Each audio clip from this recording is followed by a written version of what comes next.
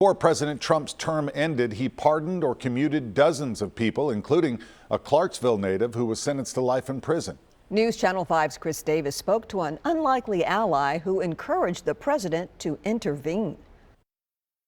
The last time Judge Kevin Sharp saw Chris Young, he was in handcuffs in his courtroom.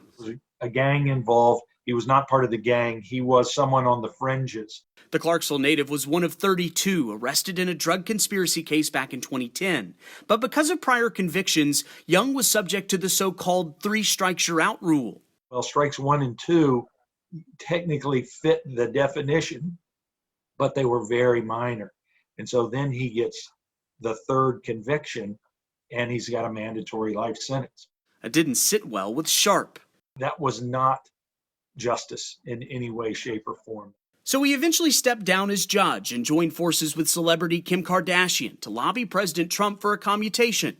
In 2018, they landed a meeting at the White House.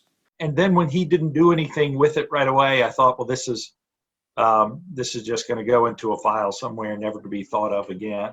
Chris Young will now walk free because a politician granted him clemency. But the judge says he was in this situation in the first place because of what's wrong with politics.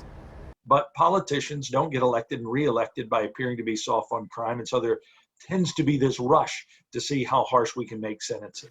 Sharp now hopes lawmakers will consider scaling back some mandatory minimum sentences to give discretion back to the judges. Part of what you ask a judge to do is weigh these factors and come up with the most appropriate sentence for the person and the conduct.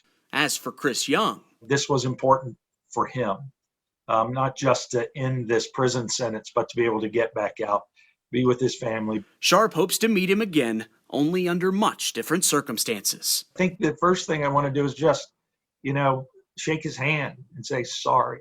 Chris Davis, News Channel 5.